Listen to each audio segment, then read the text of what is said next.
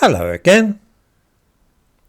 Human history is full of examples of people who would die for this or that cause.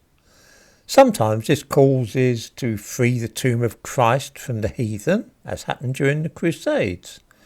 At other times the cause has been to protect Poland from the Germans, the ostensible trigger which launched the Second World War. Often, of course, it is leaders who are prepared to sacrifice the lives of their citizens or followers rather than those people themselves volunteering to die. That sort of thing often goes hand in hand with propaganda and noble slogans which will persuade people to hazard their lives. I was looking at something very similar to this on, of all unlikely places, the website of Black History Month, an organisation which coordinates many activities in Britain during October to commemorate black people. They have a piece on their website, to which I give a link, headed Black Men and Prostate Cancer, What You Need to Know.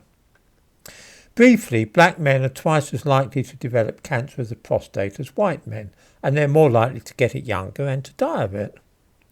This article, about what is literally a matter of life and death for many black men, says, "Why are black men at higher risk of prostate cancer?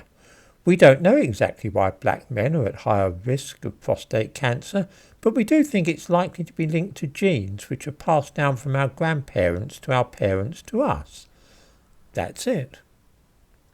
The woman who wrote this is a nurse specialising in this subject and must know very well that the popular myth associated with cancer of the prostate and black men is that the high death rate is due to racial prejudice on the part of doctors, who don't care so much about the lives of black men. This is explicitly mentioned on the site Black People Concerning Cancer of the Prostate, by the way. There is no mention of the fact that black men are more reluctant than whites to allow a doctor to carry out a digital examination by putting their finger up the guy's anus, and that this delays diagnosis and makes a fatal outcome more likely. Nor does the article mention the fact that black men of African origin have on the whole higher levels of testosterone circulating in their bodies than white men, about 15% higher. This hormone stimulates and might even cause the growth of tumours in the prostate. In other words, claiming that we don't know why black men are at higher risk of both developing dangerous tumours and dying of them, as was done in this piece on the Black History Month site, is quite untrue. The author knows why it is, but does not wish to say. The reason that she will not mention testosterone, which plays such a crucial role, is because it runs counter to the politically correct narrative that race is something produced by society and that it has no real existence.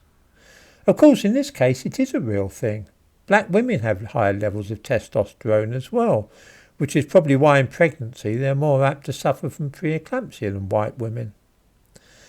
The desire of black people to avoid mentioning this is partly because it spoils the myth of race as being an imaginary social construct, but also because higher levels of testosterone are associated both with success in competitive sports and also aggression generally. There might obviously be a link to the fact that black men and women both seem to do very well on the running track and sports field.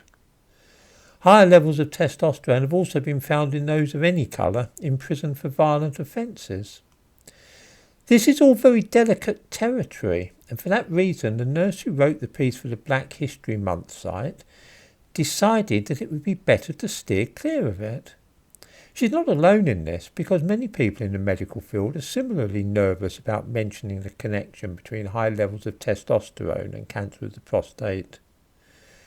This means that the disease, which claims far more black lives than white, cannot be freely discussed, and nor can the reluctance of men to undergo certain tests to discover if they are suffering from it be mentioned generally. All this will inevitably cost lives in the future, and it is an instance of people, usually medical workers, who would rather see men die, literally, than discuss openly the actual nature of a disease which might kill them. In this case, political correctness can be lethal.